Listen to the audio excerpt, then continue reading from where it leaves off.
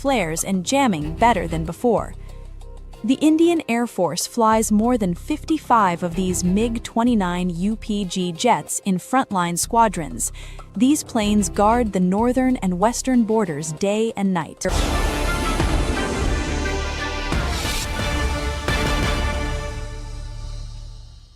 We spoke about nationalism, and we'll now speak about nationalism with self-dependence, self-reliance at its center. So as India moves towards self-reliance, we are joined by a distinguished naval officer and strategic thinker. Commodore Dr. Arun Pratap Golaya has served in the Indian Navy with distinction and has been actively involved in areas of defense innovation and capability. With academic and operational expertise, he has contributed to strengthening India's indigenous defense ecosystem, and his perspective bridges the military experience with forward-looking innovation that is critical to build an Atmanirbhar Bharat. So I request all of you to please join me in welcoming Commodore Dr. Arun Pratap Golaya, Vishishta Seva Medal.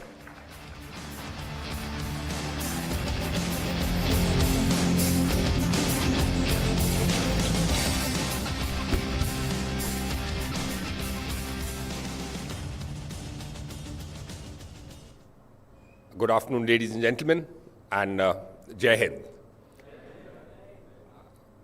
You know, the nationalist, so I've noticed, and I'm not sure if you have noticed, all the speakers have started off or ended by saying Jai Hind. You know, in addition to the things which he mentioned about my career when I was in the Navy, presently I'm also a mentor innovation at the Chakra Dialogues Foundation, and I'm director of the Golaya Progressive Public School. One thing which we've taught our students there is say Jai Hind as a greeting, which Fauj mein to hum karte hi hain, but we've inculcated that in our students. So one takeaway, if I can say it up front, for all the youngsters especially, when you go back, start saying Jai Hind. If I wish you a good morning or I wish you a good afternoon, which I should, of course, that you have a great afternoon, but if I wish glory to your country, I think I can wish nothing better. So with that, let me start with the thing which I've been told to speak about, from dependence to dominance, and how innovation is what defines Atmanirbhar Bharat. I was having a chat with the editorial team of Republic, and I asked them what all I should cover in my talk, and they told me don't be too technical.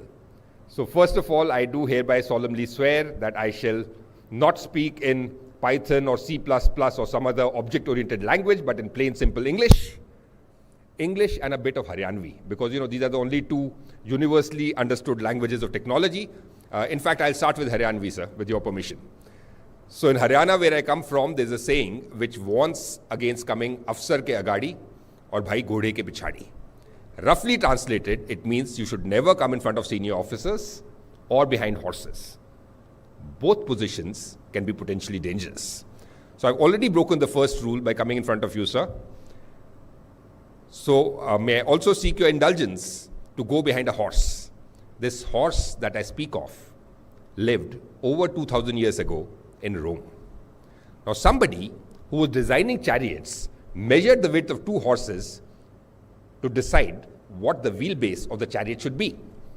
This became the de facto standard for chariots, horse-drawn carriages, and later the broad gauge of trains. As per a story which I read on the internet, when the space shuttle Discovery was being designed, they realized that some of the parts will have to be transported by train, thereby limiting their size. So ladies and gentlemen, the specifications, or as we call it in the armed forces, the QRs, of the world's most advanced transportation system were decided, at least in part, over 2,000 years ago by measuring the width of two horses. I've learned a lot from this horse. This horse can teach us about innovation. It can teach us about legacy systems, about changing mindsets, about the difficulty which we have in inducting new technology. So we'll keep this horse. We'll have the horse standing somewhere over there and watching over us as I speak to you. So I will speak to you about the difficulties we've had as a country. And we have had. It's not that, you know, we were, if I would be lying if I say that we are the most innovative people and, you know, we are there. We will be there, yes, certainly. But we've had certain issues. So I will discuss that first, and thereafter I shall come to the future.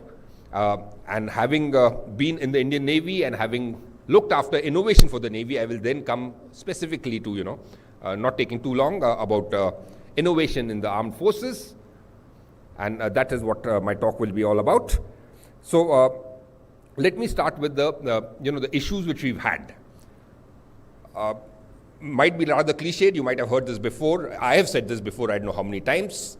But due to a number of historical factors, India as a country transitioned from the agricultural age to the information age without spending sufficient time in the industrial age.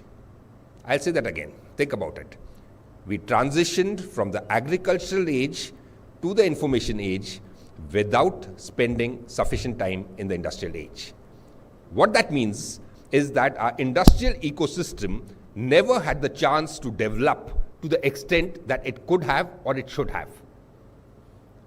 So everybody knows how a jet engine works, everybody knows how a gas turbine works, but we could not always make it. Even when, and nobody offers you technology, but even when transfer of technology was offered, it remained mainly on paper because our industrial ecosystem, possibly the metallurgy, which is required for making the blades of the turbine, was just not there with us. So that is something which was, as I said, due to historical reasons, that is something which was a burden on us. Now, what happens when the world is transiting to the information age?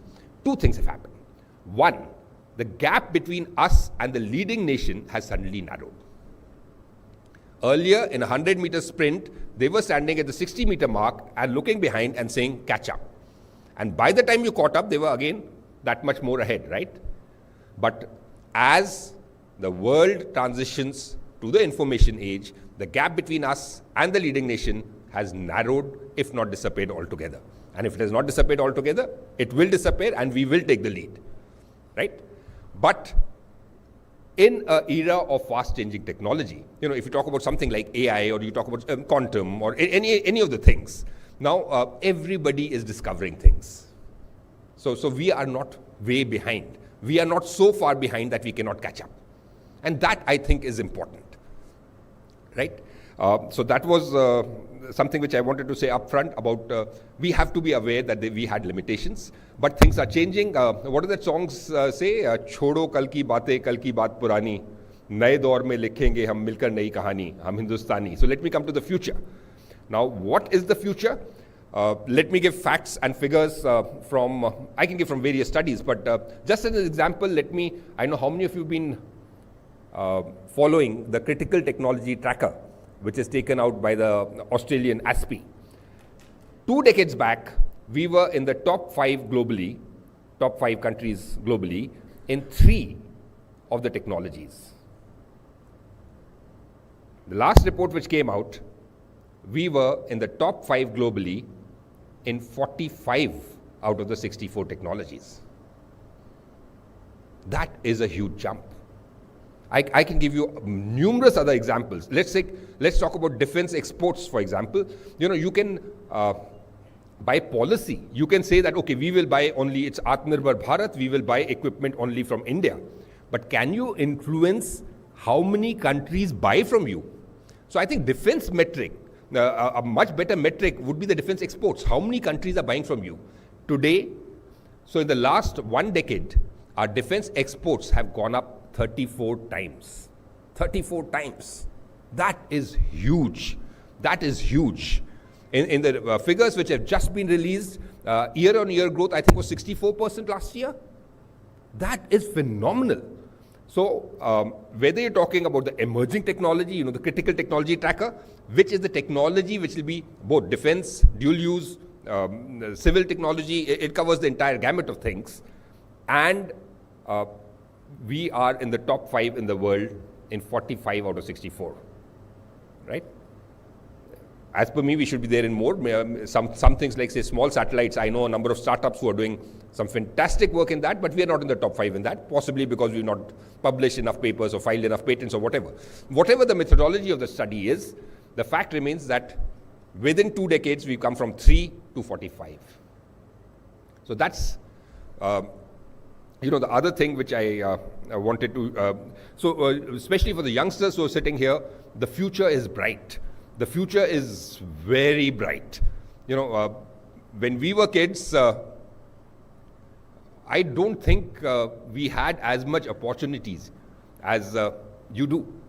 The number of fields which are there, the number of professions you can get into, and as long as you're passionate about it and as long as you enjoy what you do, the world is your stage, so to speak, and you can do what you want.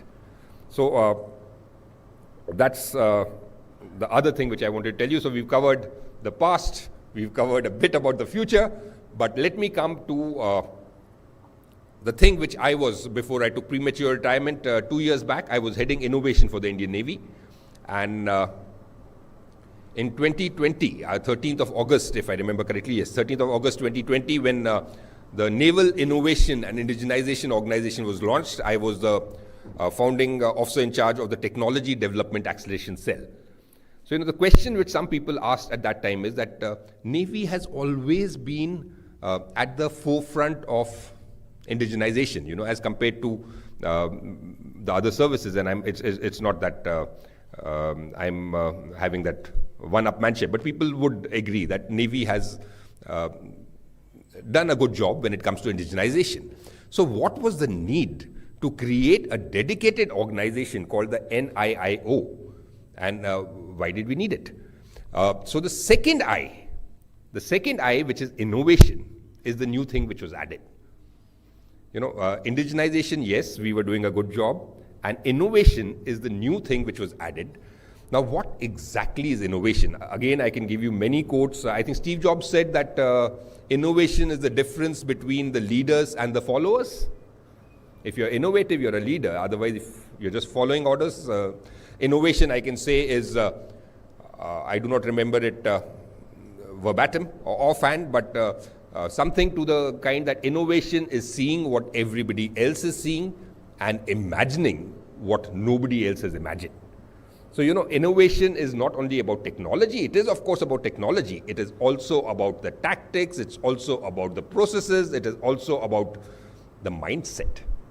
Innovation is a mindset, seeing what everybody else is seeing and imagining what nobody else has imagined. So if you have an innovative mindset, I think that is something which straight away sets you apart from a follower to a leader. So what was being institutionalized when the Navy decided to set up the Naval Innovation and Indigenization Organization was the innovation part. And I use the word institutionalized, with a lot of responsibility. It's not that Navy was not innovating before. Navy has, again, I'm not sure how many of you are aware, especially the younger lot in the audience, when Mr. Amitabh Kant, who was a former CEO of Niti Aayog and the Sherpa of G20, when he wrote a book called India 2.0, there is a separate chapter dedicated to the Indian Navy. The kind of an impact which the Navy has had not only on the military field, but also at the national level, the shipyards which have been created, the infrastructure which has been created, the way things have come up. Have you heard of Commodore Arun Goswami Paul Raj? Anybody in the audience? How many of you have heard of, in fact, I think they did a feature on him on Republic TV in the Forces First Conclave, but if you missed that one, how many of you have heard of Commodore Paul Raj? If you haven't, I suggest you Google him. And if you're Googling him using your mobile phone, please thank him for it. The patent for MIMO, which is multiple in, multiple out, the technology which enabled the mobile phones, is in the name of Commodore Paul Raj, a former Indian naval officer. Did you know that? So any of you who are using mobile phones, Bluetooth, Wi-Fi, WiMAX, it was enabled due to innovation by a former naval officer. Even if I talk not only about the Indian Navy, you talk about the US Navy, you're all using GPS. Did you know that GPS initially started off as, and his predecessors to the GPS, which was the transit system, started off as a US naval project for providing the position to the submarines. So things which got developed in the armed forces, not only in India, but globally, and thereafter found their way into the civil market. I can give you numerous examples. So when we had the COVID hit us 6 years back, no PPEs were being made, the protective clothing. No PPEs were being made in the country. At that time, the Navy had innovated and filed the patent for something known as Navrakshak PPE, which then transfer of technology was given to, and that was Commander, that time Surgeon Lieutenant Commander Arnab Goswami, who was with me in the Technology Development Acceleration Cell. So that thing was, that innovation was done, and thereafter transfer of technology was given to 6 startups who then manufactured it, and it was soon the largest selling PPE in India. So if you were saved during COVID, or the doctor or the nurse who was looking after you was wearing a PPE, quite likely it was something which was innovated by the Navy, which you probably might not have been aware of. So not only that, then there was the oxygen recycling system, which was innovated by Lieutenant Commander Mayank Sharma. So it's not only innovation within the Navy, but even at the national level, the Indian Navy has been. I'm quite proud to say that after the NIIO was set up, in the very short time span of 2 to 3 years, I do not know the exact number right now, but close to 100 patents were filed by Indian naval officers, some by me personally, but others which I was coordinating, where Indian naval officers had filed patents in the medical field, in the field of defense, in the field not related to the Navy at all, a number of them. So that is again something, innovation is what is important, and that is something which the Navy realized, and Navy decided to institutionalize it by creating the NIIO. And under the NIIO, my job as OIC TDAC was primarily to interact with the startups, the academia and the industry, the Sprint initiative under IDEX, the Swavalamban. So these are the things which were started. We also started something known as INSTEP, Indian Naval Students Technical Engagement Program.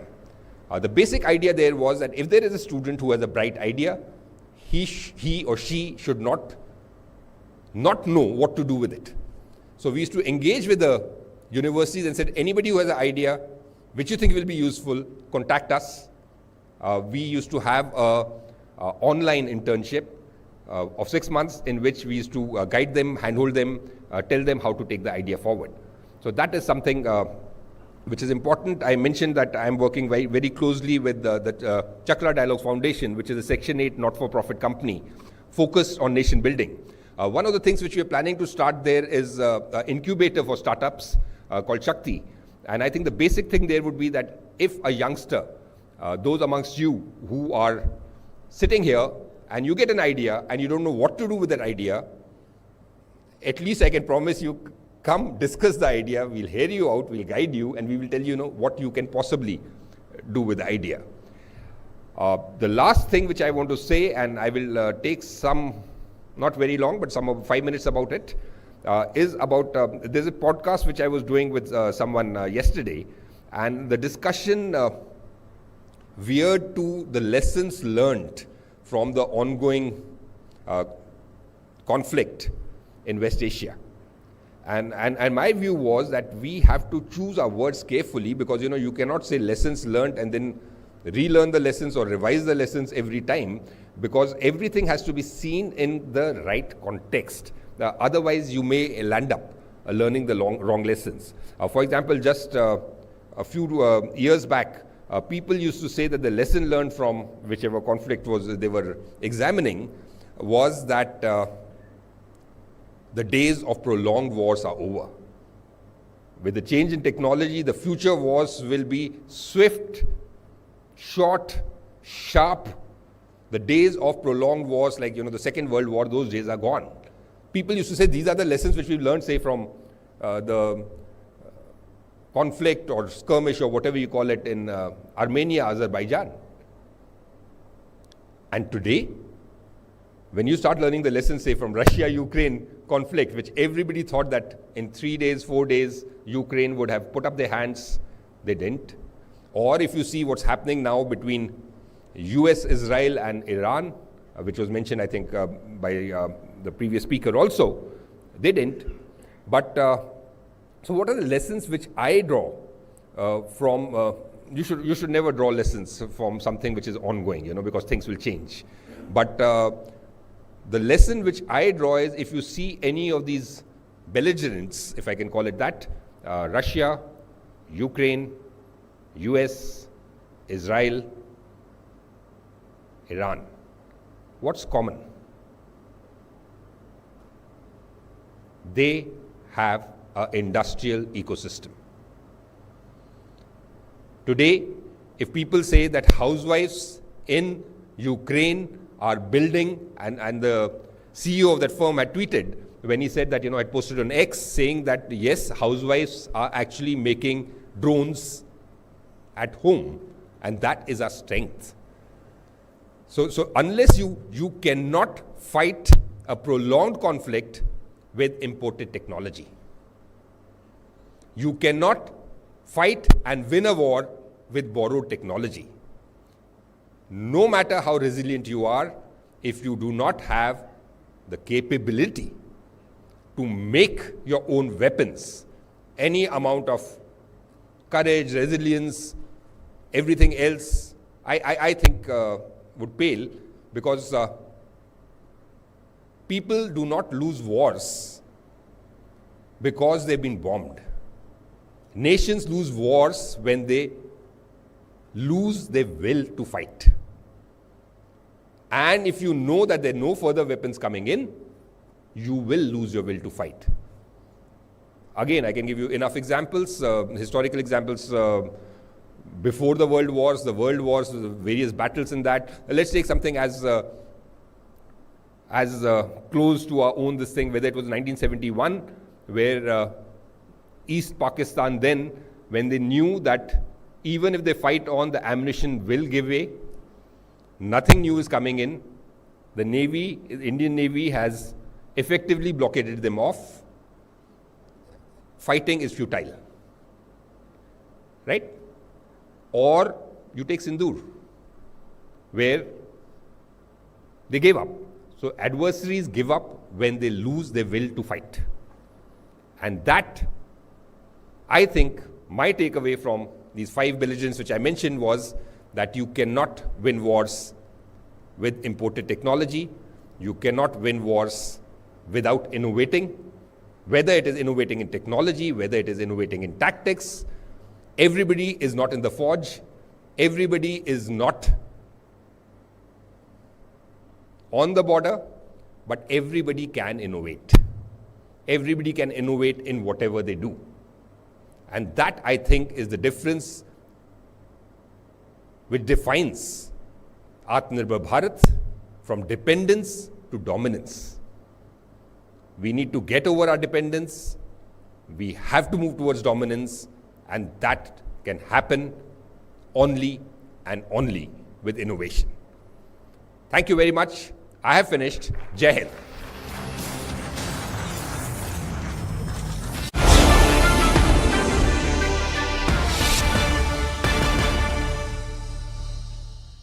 प्यास बुझाए ठंडक लाए सबको भाई जीरा से MTH का जलजीरा जीरा से जीरा से असली रिफ्रेशिंग, असली स्वाद, असली मजा। MTH रानी, इस घर में कुछ है जो टूटता नहीं। ये पिलर कभी नहीं टूटेगा। रुंगटा स्टील TMT से बना। रुंगटा नहीं तो घर स्ट्रॉन्ग नहीं। रुंगटा स्टील TMT बार एकदम सॉलिड। आर प्योर सूजी पास्ता उबालो, मिलाओ और खाओ।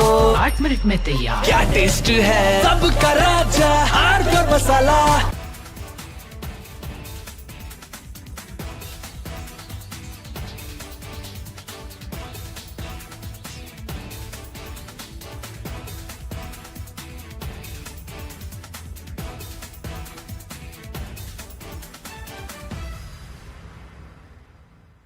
The Indian Air Force is giving its old MiG-29 fighter jets a powerful new weapon from Britain that turns them into modern fighters ready for today's battles.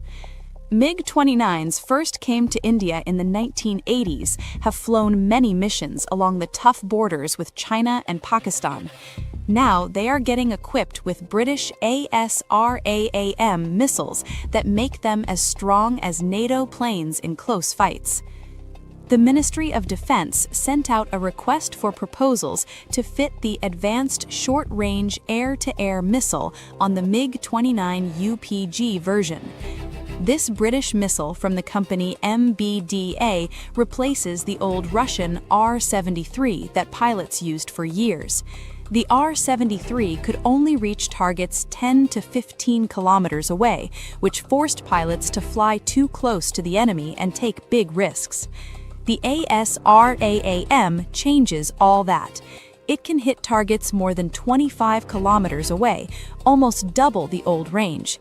It flies at Mach 3 speed and uses a smart infrared seeker that ignores enemy flares and jamming better than before. The Indian Air Force flies more than 55 of these MiG-29 UPG jets in frontline squadrons. These planes guard the northern and western borders day and night. Earlier upgrades added new radars, engines, and digital cockpits, but the short-range missiles stayed old. Now the ASRAAM brings fire-and-forget technology. Once the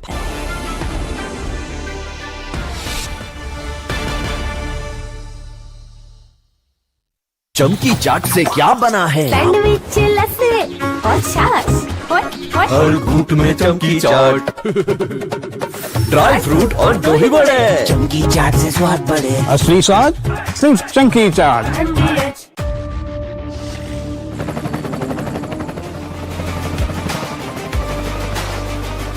Character, the taste of success. थोड़े में ज्यादा स्वाद यही तो है इसकी खास बात। वाओ मामा क्या स्वाद है? अरे मेरे राजा। The Indian Air Force is giving its old MiG-29 fighter jets a powerful new weapon from Britain that turns them into modern fighters ready for today's battles.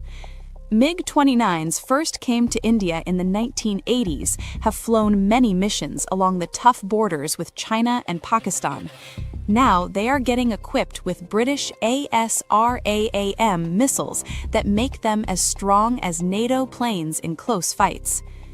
The Ministry of Defense sent out a request for proposals to fit the Advanced Short-Range Air-to-Air Missile on the MiG-29 UPG version. This British missile from the company MBDA replaces the old Russian R-73 that pilots used for years. The R-73 could only reach targets 10 to 15 kilometers away, which forced pilots to fly too close to the enemy and take big risks. The ASRAAM changes all that. It can hit targets more than 25 kilometers away, almost double the old range. It flies at Mach 3 speed and uses a smart infrared seeker that ignores enemy flares and jamming better than before. The Indian Air Force flies more than 55 of these MiG-29